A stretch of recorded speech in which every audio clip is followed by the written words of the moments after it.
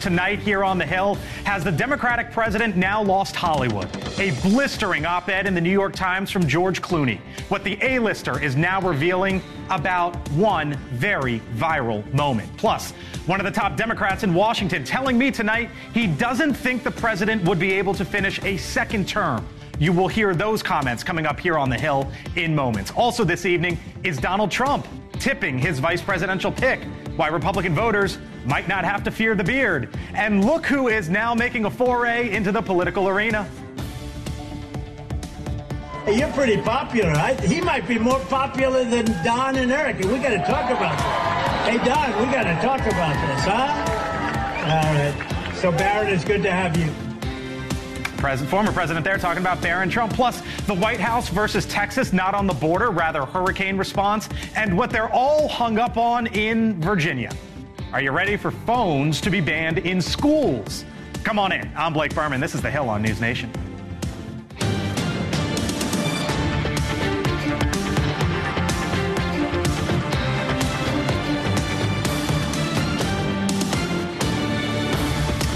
And hello, good evening. I'm Blake Berman. Welcome to Washington, where tonight Tinseltown is turning its back on the Democratic president. George Clooney with a jarring op-ed in the New York Times calling on President Biden to give up his run. Remember, it was Clooney who threw a $30 million fundraiser for President Biden just last month. It went viral for this moment right here. The 81-year-old president being led off stage by President Obama. Now, at the time, the White House tried to defend these images by saying it fit in with a series of misleading videos. Instead of Republicans, focusing on the president's performance in office and what he's been able to accomplish, his actual record, they do these cheap fakes. They're cheap fakes. But tonight, Clooney writes of that event, quote, "It's devastating to say it, but the Joe Biden I was with 3 weeks ago at the fundraiser was not the Joe big effing deal Biden of 2010. He wasn't even the Joe Biden of 2020. He was the same man we all witnessed at the debate." End quote. Tonight, another Democratic lawmaker tells the president to bow out. That total, publicly at least, now stands at 8. The former House Speaker, Nancy Pelosi, appeared on the president's favorite television show earlier today and would not directly answer this question of whether she wanted him to run or not. It's up to the president to decide if he is going to run. We're all encouraging him to make that decision because time is running short. Now, of all the Democrats who have publicly, officially called on the president to step aside, perhaps none has more clout than the top Democrat on the House Armed Services Committee. He is Congressman Adam Smith, and I spoke with him this afternoon. The congressman offers several warnings for his party and tells me tonight he does not believe President Biden, if elected, would finish out a second term. Congressman Smith, thanks for being back with us here on the Hill on NewsNation. Once again, we appreciate your time, sir, as always. Let me start with your statement and what you released the other day. You said the president can no longer clearly, articulately, and strongly make his case to the American people. But as we've all seen, Congressman, it seems as if the president is defiant right now and dug in. Do you think he's listening right now? Do you think he's being selfish? How would you describe where the president is right now? Well, the two things that are most important here is, number one, I don't think this is over yet.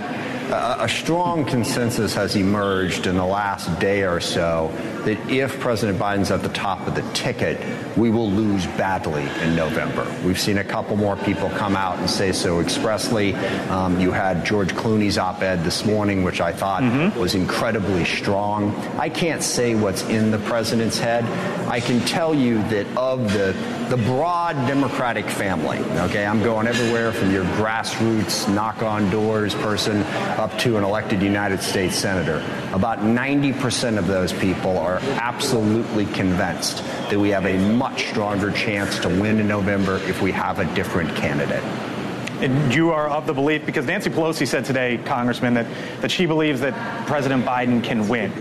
Your colleague in the Senate, Michael Bennet, has said that it'll be a landslide, he believes, with Donald Trump, for Donald Trump. Is that the category that you're in, that you think that this could potentially be really bad and not only a Democratic loss for the presidency, but in the House and the Senate? Are you there? Well, let me put this in more precise terms. I'm not going to make any bold prediction about he will win, he will lose. What I'm going to say, and what is absolutely obvious, is we have a much better chance to win, certainly at the presidential level, and I would submit all the way down the ballot with a different candidate. And I don't think so. That when does he need to debatable. drop out by? Now, look, I forget what the math is, but, in time for us to pick a different candidate during the convention. So a couple weeks. Okay. Look, the delegates are picked. I don't know. There's roughly 4,000 delegates, and they can vote for somebody else. So if you do need another candidate, do you believe, Congressman, at this point in time, that Kamala Harris, the current vice president, is the next best option? Or do you think it's someone else? Well, yeah, two important things about that. The honest answer to your question is yes. I think Kamala Harris is the strongest candidate that we have as an alternative. But again, that's up to the delegates. And if they ask me, I would recommend Kamala Harris. I think she's an incredibly strong and effective speaker, former prosecutor. I think she served as vice president and served the president very well. But look, we got an incredible depth of talent in this party. And one of the things we need to do is bury the myth that Joe Biden is the only person that can beat Donald Trump. There is a strong aversion to Donald Trump in this country. Now, Joe Biden was a strong candidate in 2020, but there were a couple, at least a dozen other people who I think could have been strong candidates in 2020 as well. So we can beat Donald Trump with a different candidate. We got a bunch of options, a bunch of governors, a bunch of senators, So I think we should pick one of those, and that'll put us in a better position. Congressman, one of the things that I respect about you, and I say this all the time to our audience here on NewsNation and to those listening to us on SiriusXM about you, is you are a serious lawmaker. You are taken seriously in this town. There's the non-serious, there's the few that are serious, and you're among them as the top Democrat on the House Armed Services Committee. So in that position as the ranking member, the top Democrat on the Armed Services Committee, Congressman, do you believe right now that President Biden, who is the current commander-in-chief, is fit to serve? That's quite the buildup, by the way. Yes, I do. There's a different thing between serving as president and having to run what would be, for anybody, against Donald Trump in this moment, one of the hardest campaigns that you could possibly imagine. It's never easy running for president. This is going to be isn't being the commander? But isn't being the commander-in-chief the ultimate right? So here's sort of the disconnect, and what I'd like to get at is two different things. I heard your question. If I could, you had a long build up to your question there. Give me at least a second to answer it. You're talking about two different things. The president's making decisions. He's doing the job. He's got a great team around him as president. As candidate, he's got to get out there all across the country, take questions, stand up, be able to articulate a complicated message, respond to questions. Totally different thing than being able to be a capable commander-in-chief. We've seen at the NATO summit. I don't have a particular criticism of the job that Joe Biden is doing at the NATO summit. Gave a good speech yesterday, I think it was. He's still making decisions about how to, deal with the situation in Ukraine, situation in the Middle East. Those decisions have been sensible, and they've moved us forward, I think, in the right direction. Being able to effectively deliver a message in a brutal, tough campaign, particularly when there are questions about your health swirling around it, that's a different thing. But no, I don't have any problem with him staying as president, doing the job he's doing. So you mentioned the questions about his health, right? And that's the obvious. If he does win, let's now operate in the world, and I'll leave you with this, Congressman, that if he does win, he's then going to be the commander-in-chief for the next 4.5 years when he's 85 and 86 years old. As the top Democrat on the House Armed Services Committee, you trust him as the commander-in-chief at that point in time? Here's what I feel about that. I think right now, as I said, he's more than capable of doing the job. If you ask my honest opinion, given his health, do I think he can serve out the full 4 years? No, I really don't. I don't know. I'm not a doctor. I'm not measuring that. But we have a process in place for dealing with that. If How many it years gets to do the you think he point would serve? while he is president in the next I don't know. That's, like I said, I'm not a doctor, but my point is, if it comes up that he is no longer capable of doing that job, there's a process in place. There is no process in place for making him be able to be a strong candidate between now and November, okay? That's just baked in. So look, if a year from now, 18 months from now, you ask me that question, and I can't honestly say yes, at that time, I would recommend that he step aside. Right now, I think he can do the job as president. I just don't think he can do the job of delivering our message as a candidate. All right, we got to leave it there. Congressman Adam Smith, appreciate your time as always, sir. We'll see you back here on the Hill. Great, thank you. All right, joining us here on the Hill today throughout the hour, Nan Hayworth, the former Republican Congresswoman from the state of New York, Michael Starr Hopkins, a Democratic strategist, Kelly Meyer, of course, NewsNation Washington correspondent, and Mick Mulvaney, former chief of staff in the Trump White House, NewsNation contributor. Hello to you all. I wish I had Michael's smile. Did you see that? Did you see him hold that? I mean, that's a politician's there you smile. Go. He's a newly married man, hence the smile. See, there you go. So there's a lot. I mean, my gosh, what do you want to start with? Adam Smith, one of the top Democrats in this town, telling me he doesn't think President Biden can make it another 4. George Clooney, Hollywood fame, you got to go, Mr. President. And then Nancy Pelosi showing up on the president's favorite show today, Mick, and essentially putting a clock on Joe Biden. Yeah, I watched this morning just by pure coincidence, and it was fascinating to watch. You do this for a reason. People ask, why was she on TV? Why would she do this? She's delivering a message, and the message is to an audience of one. That's to Joe Biden. Why doesn't she go down into the White House? Probably because she can't get in. Look, if Nancy Pelosi really wanted to go down to the White House and have that conversation privately, she could do that under ordinary circumstances. The fact that she's on TV having the conversation means these are not ordinary circumstances. This happened to me, actually, after the 2020 election when I was trying to get a hold of Donald Trump to talk about what would happen on the way out the door. I couldn't get him on the phone. Nobody in the White House would let me talk to him. So I actually ended up writing an op-ed in the Wall Street Journal. Audience of one. Audience of one. That's the way I knew he would see it. And Pelosi knows that Joe Biden was watching that interview as well. So when I saw this morning, Michael, I thought to myself, if she's going on this show for audience of one, which immediately stood out to me and Mick, I wonder what the dynamic at the upper echelon of the Democratic establishment is right now, if that's the decision that she made. Yeah, and I think that's the problem, that a lot of people don't know what's going on right now inside the White House around the people who know the president best. It's really closed off. And what you're seeing is gaslighting going on to other Democrats like myself and Adam Smith, who want to actually have a conversation about what the plan is. Nobody's specifically saying at this moment Biden has to step aside, but every day he's got about 1,000. And that's a hard job for someone to do, especially someone at his age. And so there has to be a plan of what happens should he falter again. I wonder what both of you heard there. Kelly, I'll start with you from Adam Smith. 90% convinced. Democrats, he says, better off with a different candidate, much better chance to win without him. A couple weeks to drop out. Kamala Harris, the strongest candidate if he does. I mean, there's a lot there, and I think it's interesting that at least he's coming forward to say it publicly. I think we've been talking a lot about what's happening in public versus what's happening in private, and we're hearing all about these meetings that are happening. We just learned that senior advisors for Biden are going to meet with Senate Democrats for their special caucus lunch tomorrow. They're trying to smooth things over. They're making calls to donors. They're making calls to the campaign staff to keep morale up. Biden's trying to lead on the world stage at NATO while all of this is happening behind the scenes. But you continue to see more and more people come out. So it's just a lot to watch for in these next couple of days. What happens? What is that like as a member of Congress when sort of the leader of the party comes in and or the aides and tries to sit you down? I was fortunate not to experience that, like I will say. But what I sensed from Representative Smith, Chairman Smith, was this cognitive dissonance that all of these Democrats, every member of Congress, every senator, every elected Democrat across the country are having to deal with.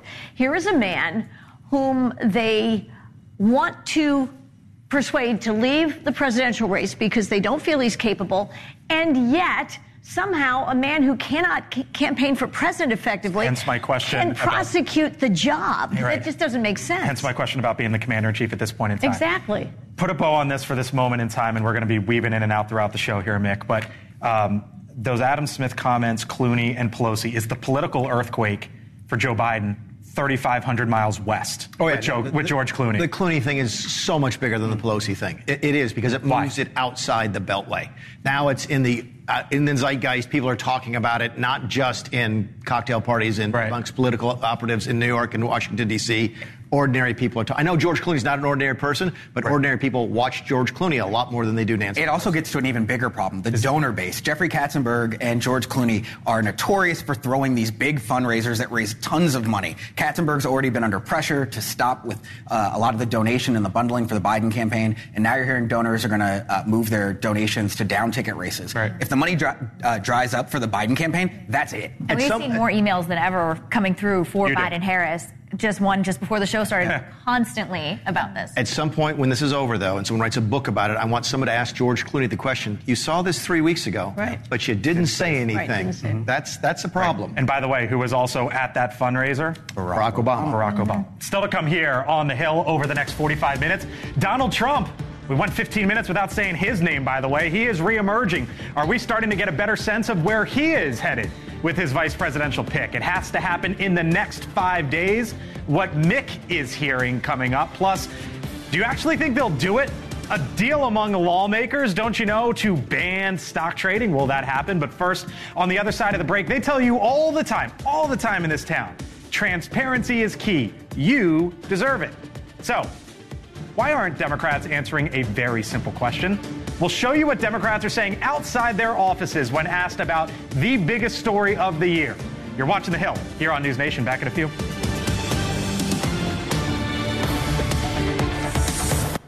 All right, welcome back here to The Hill on NewsNation. A live look right now, just down the road from us, really across the street, Capitol Hill. Now, in this town, you don't normally get Democrats and Republicans to agree on much. That is an understatement. But one common thread we always hear from lawmakers is the need for transparency, the need for the public to get the information it deserves. However, that has barely been happening right now with the biggest question of the day, of the week, really. Do you support President Biden? Yes or no? Our Joe Khalil was going through the Capitol hallways asking that basic question earlier today, but barely got any straight answers. Here was some of his conversations throughout the day. I have complete confidence that Joe Biden will do the patriotic thing for the country, and he's going to make that decision. He's never disappointed me. He's always put patriotism and the country ahead of himself, and I'm going to respect the decision that he makes. He's going to do what's right for America again. What is that? What is what's right? Obviously, winning is a big part of what's right. I mean, if you feel that President Trump would take the country in diametrically the wrong direction, then winning becomes essential. I respect you're saying I don't want to add anything publicly, but can you give a reason for that? Just nothing more to say.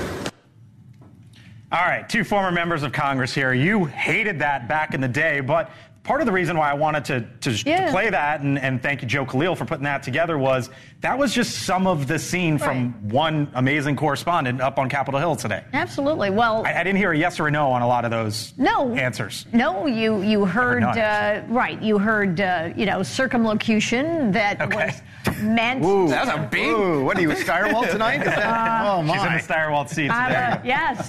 What'd you hear? What'd you hear as a former congressman? This is what we have to do, presumably, when the standard bearer for our party is someone whom we don't want to denigrate, but we do want to make a decision that only he can make, and it's not one that he's willing to make. So as that sound was playing, Mulvaney looks at me and says, I actually hear answers there. Explain yourself. What was the answer that you heard? Those are Washington answers, and I know they don't make sense to ordinary human beings, but when you've been in this town as long as I have, those are very clear answers. We want him out. Yeah. We want him to go. We respect him a lot. He needs to do this, but we can't say exactly that. That's what everybody said. So the average person is now sitting at home, I would think, and watch this and say, so just say that. Why can't they say that, Michael, as a Democratic strategist? Yeah, I mean, the lack of political courage, I think, is alarming right now. Okay. But, as I talk to people on the campaign, one of the things I do hear is the more you push him to get out, the less likely he is, the more he's going to dig his feet in and make this a longer process. And they've basically been asking Democrats to be a little deferential and let him get there on his own. The problem is is we're not getting there on their own. And what you're seeing is Democrats privately say one thing, publicly say another.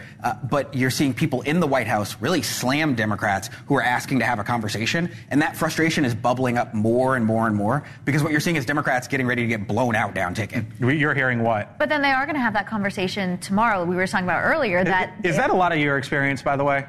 Yeah. Yes. Definitely. Welcome to Kelly's world. Yes, period, end of story. Okay, sorry, I just wanted to get to it. But go back to what you were saying. We don't do yes and no answers now. So. No, finish your That's thought. definitely it. No, I think to be a fly on the wall in the Senate Democrat lunch tomorrow with the Biden advisors, with Jen O'Malley Dillon from the campaign that's also going to be in there. Whether or not they get those kind of answers that Joe Khalil doing a great job on Capitol Hill is getting for us or trying to get for us from these lawmakers, what are they going to say behind the scenes to them, expressing their concerns? Are they going to unify behind them? Because those guys are going to go to the Hill and try to say, we need to get you behind Biden right now. But the goalpost keeps moving for Biden. It went from the sit-down interview last week to now the conference tomorrow. Then there's another sit-down on Monday now. So he keeps trying to stretch out his time, buy himself time. All right, still much more ahead here on the Hill. Donald Trump. What's he going to do now? 5 days to make a vice presidential pick, and it seems like he could be dropping some clues. Mulvaney tells us what he's hearing, what he's thinking on the other side of the break in Hot Mic with Nick, and that includes this.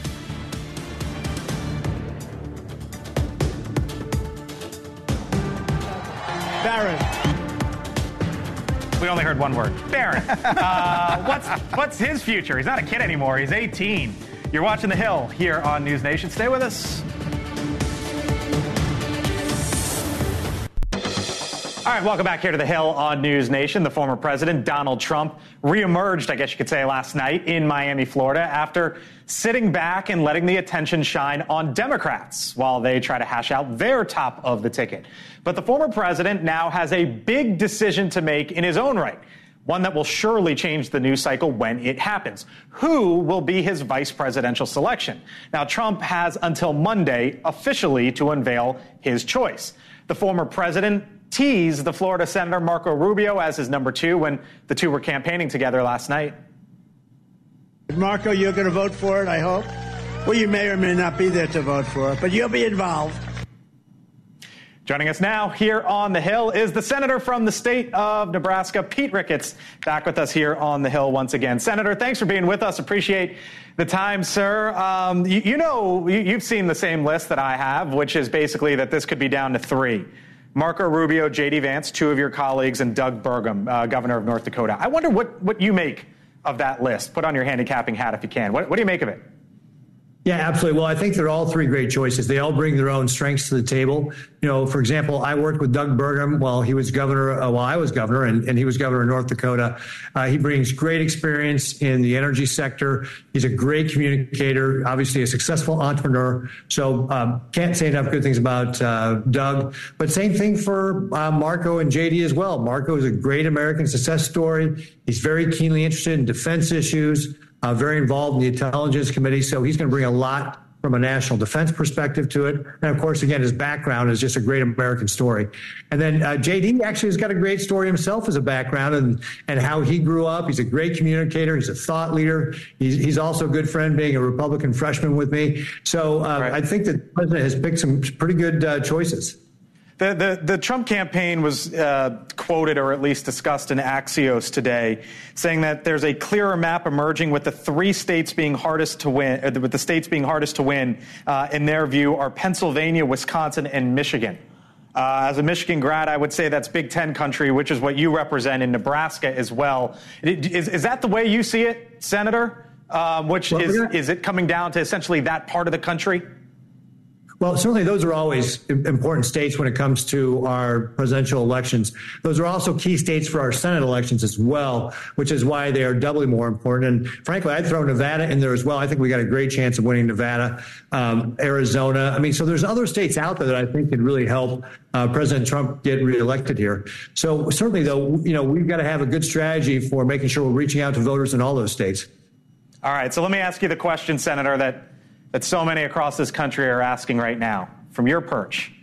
Who do you think the Democratic nominee is going to be? Well, the president is still the president, and obviously he's going to have to make the decision to run. I think from our part as Republicans, we should remember the old axiom from Napoleon: never interrupt your opponent while he's making a mistake. So this is up to the Democrats to figure out. I'm confident that President Trump will beat anybody the Democrats put up, because it's not just the person, it's their policies are terrible. Their policies are what's driving this inflation. Their policy are what opening our southern border. Their policy are what's projecting weakness on the international stage and putting our country at risk. Give me a guess. Give me a guess if you can. Do you think it'll be President Biden at the end of the day, or Kamala Harris or someone else? I actually do think it's going to be President Biden at the end of the day, because he is still president of the United States. All right. Let me leave you with this, Senator. Your colleagues, very rarely is there big bipartisan stuff done in this town. And there was a proposal that was put out today, the Stock Act, which are basically to ban stock trading in Congress. Democratic senators, Republican senators are for this thing. Of course, it would need a vote, get through the House and Senate, so on and so forth. Some of the items, it would immediately ban purchases of individual stocks, require divestments from individual stocks by 2027, and a failure to divest would result in fines. Are you for this? Most of the country, I know, is, Senator. Are you for this? Well, as you point out, the bill has just come out today, so I haven't had a chance to read that bill.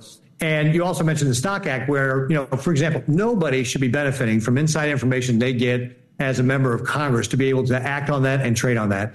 And frankly, it's illegal under the Stock Act already. So, maybe one of the things we need to do is look at the Stock Act and see if the penalties need to be, taken up, if they're not severe enough, or maybe it's an enforcement action with the Stock Act that we should take a look at. I think maybe looking at current legislation might be easier to accomplish than trying to pass a whole new bill. Okay. All right. We'll leave it there. Senator Pete Ricketts, State of Nebraska. Thank you, sir. Talk to you soon. Great. Thank you.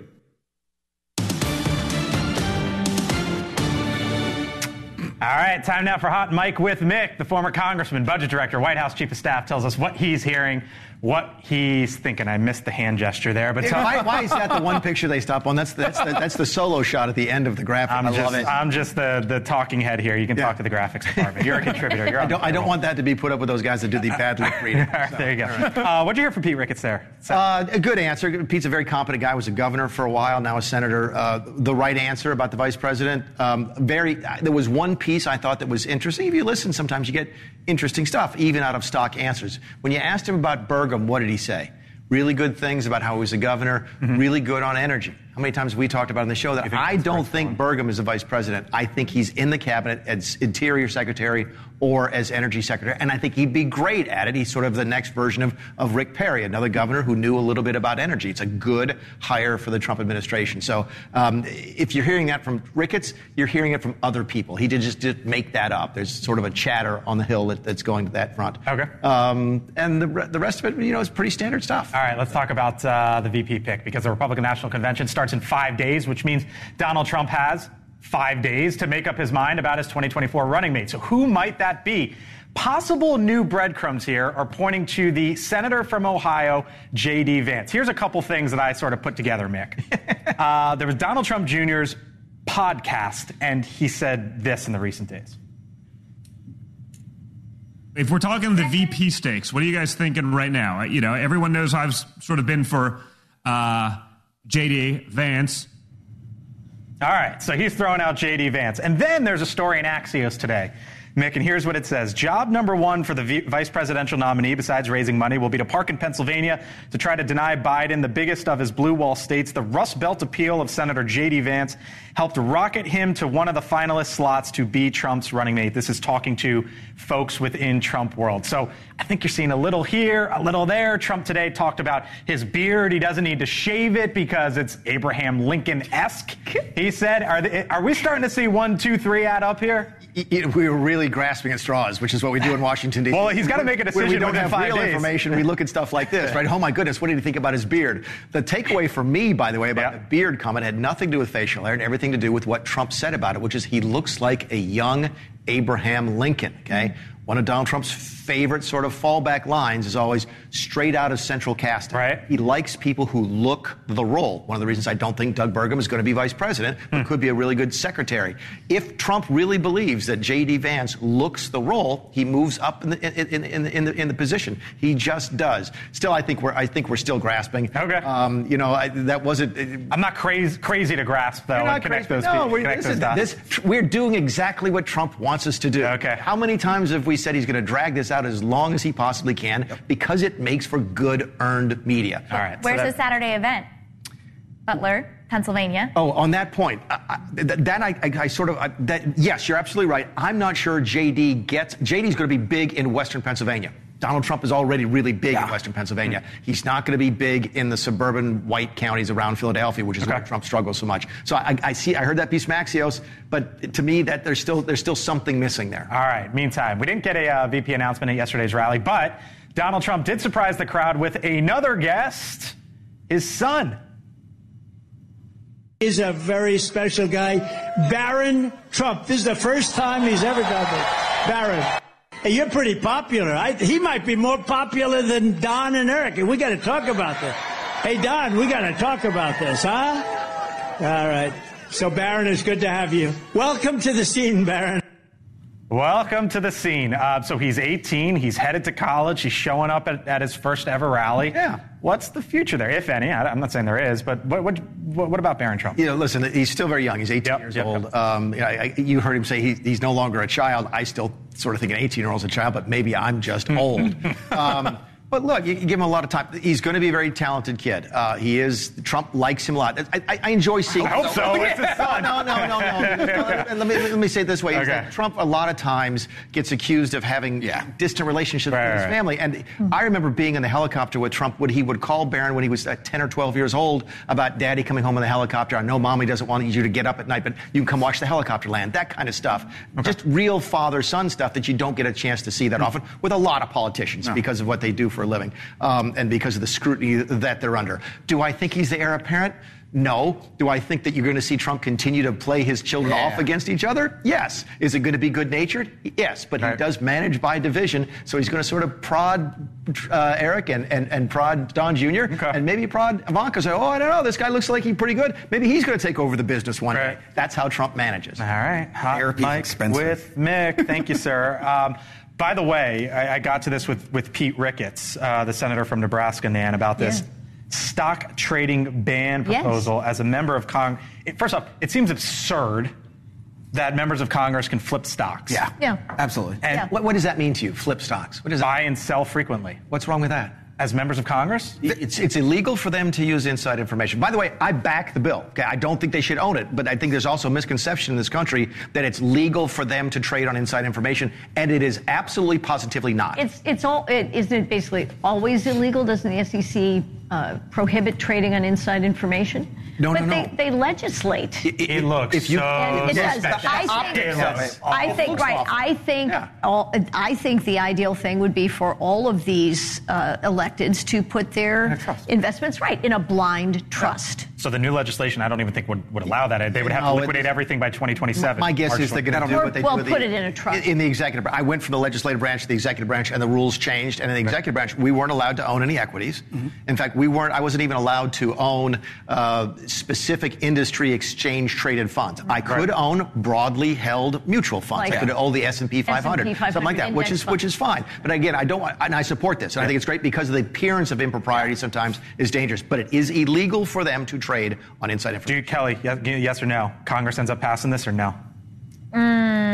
They've been working on it for so long. Not a shot in hell. Not a shot in hell? Okay, there you go. No, they do for this reason, because the rule was always that they couldn't do it while Nancy was there. But notice what the bill language says now. 2027 when she's out is. Well, and Senator Ricketts was saying he thinks it'll be easier to modify the current legislation than to pass a phony bill. All right, still to come here on the Hill. Some news just coming out. There is a brand new report that Chuck Schumer, the Democratic Senate Majority Leader, the top Democrat on the Hill, according to Axios, is open to replacing President Biden on the 2024 ticket. That news, breaking news, what it means. Other side of the break. You're watching The Hill. NewsNation brings you the conventions live. First stop, Milwaukee, Monday, giving you a backstage pass to one of the biggest political events of the year, the Republican National Convention and NewsNation, news for all America. Now reporting, as you can see there, scoop, Chuck Schumer, open to dumping Biden in 2024. According to Axios, the Senate Majority Leader is privately signaling to donors that he's open to a Democratic presidential ticket that isn't led by President Biden. Axios has learned a Schumer spokesman declined to comment. But how telling is it that reportedly he would say open to a ticket not led by Joe Biden, but not saying open to a ticket led by Vice President Harris, which would be the natural choice? Let me say, there would be an absolute open revolt if she's not at the top of the ticket, given the African-American support for... Top of the ticket or on the ticket in general? I mean, she has to be on the ticket, no doubt. But if Joe Biden is not at the top of the ticket, right, Kamala Harris has to be it, given the support that the CBC has given to Democrats. They can't win an election without black support. So we started the show by talking about Nancy Pelosi, right? 7:30-ish Eastern this morning, the former House Speaker, one of the most influential Democrats of all time, or at least in the modern era, you could say, went on President Biden's favorite morning show. Remember how Donald Trump used to do this all the time on another network? Nancy Pelosi did this morning on President Biden's favorite morning show, and she said this earlier today. Watch. It's up to the president to decide if he is going to run. We're all encouraging him to make that decision because time is running short. So, Mick, as I said at the top of the show, when I saw that, I wondered, what is it saying about in the elite of the elite Democratic circles that she went on the show today knowing that she would get asked that, and she said that, and now...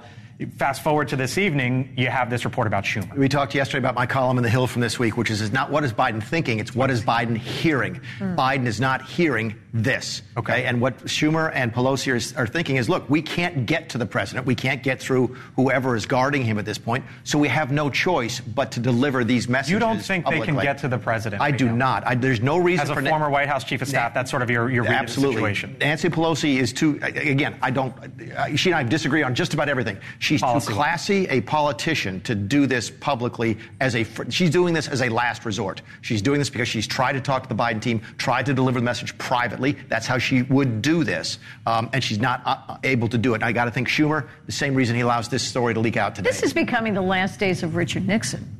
I mean, somebody at the end of the day has... Who is Goldwater that can go down there? And the point of the matter is, at least Goldwater can get in the room. Mentis. Okay, he could get in the room. If you can't get in the room these days, you got to go on network television Jill or and Hunter and Donilon and Burnell are not letting anybody else in. Let's also remember, though, and who's running the country? Congressman Jeffries has a chance to be the first black speaker in our nation's history. Nancy Pelosi was a mentor to him. And so she and Clyburn have really set the stage for him to assume the speakership. So what's going on with Jeffries? Because I've had a big headline today from Pelosi and Schumer. I think the silence from Jeffries and him kind of deferring to the more senior members of the party right now, letting them speak, shows that he's trying to preserve his goodwill while also acknowledging at some point he will have to speak up. And he keeps saying he wants to listen to the members of his caucus. He wants to listen to those around him. That's what he keeps saying. But it's so interesting. We kept hearing from Schumer yesterday, I'm with Joe. Again, I'm with Joe. I'm with Joe. Now that was literally his only answer. It was only answer. Continuous. And then tomorrow, again, I keep coming back to this meeting, but if he's going to be there, and this just came out, this scoop, and then the members of the aides and the campaign are going to be there. That's going to be interesting to see what he says to them. By the way, speaking of tomorrow. Press conference. Yes, sir. Those questions. This time tomorrow, give or take, there's going to be a press conference just down the road from us with President Biden. This is the so-called big boy press conference. This is what we used to do all Can you imagine they use that term? This is what we used to do all the time when I covered your administration. Like, this was what we called a Thursday. Yeah, exactly. But the fact they're referring to it as his big boy press conference. By the way, that's his language that a journalist used, but his own White House is using that again. His press secretary and Kirby used it as well. That on Thursday we're going to have a big boy press conference.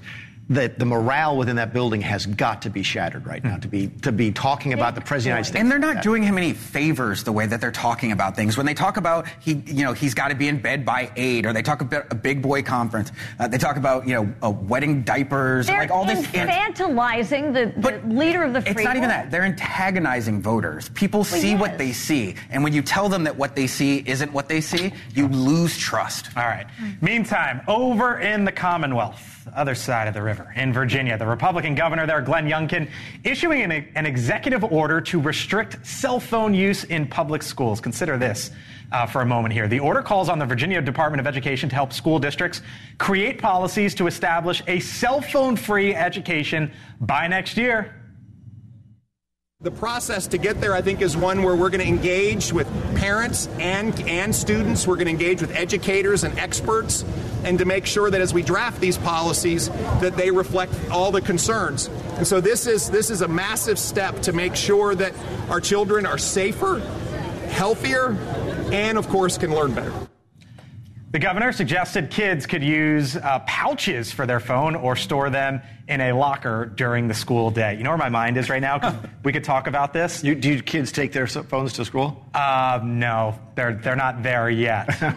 But they've got the watch where they could call us. As I'm sitting there and we could talk about cell phones, I'm looking at Glenn Youngkin, I'm going, there's someone for 2028. Yeah. Oh my gosh. We're going to see him a lot. I was thinking about kids being able to pass notes like the old days. That's what I was thinking. I got my cell phone taken on 9/11. I'm from here. So, the cell phone culture is something that's been around, but I think it's going to be good to get them out of school. Absolutely. It's changing our actual brain chemistry. Who took your cell phone on 9/11? A security guard. You know how it was chaotic, people were running around.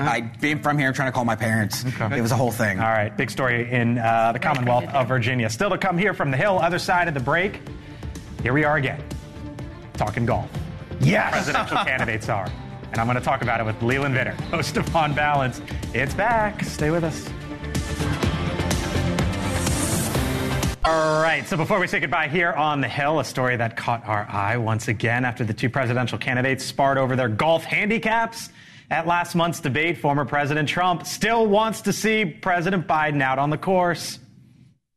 I'm also officially challenging Cricket Joe to an 18-hole golf match right here on Doral Blue Monster, considered one of the greatest tournament golf courses anywhere in the world. I will give him 10 strokes aside, and if he wins, I will give the charity of his choice, any charity that he wants, $1 million. Leland and I can keep a straight face on television with mostly everything, but every time we see this, we lose it. How many times have we heard a conversation and a challenge like this in a golf locker room? Yeah, and how many times can you imagine, and we said this during the debate, right? It's like a nursing home. Every day you just cannot help but see these two guys in a retirement home arguing over their handicaps. I could beat you with 10 strokes aside. Okay. It's wild. Here we are. It's what we'll remember 40, 50 years down the line. From golf to football.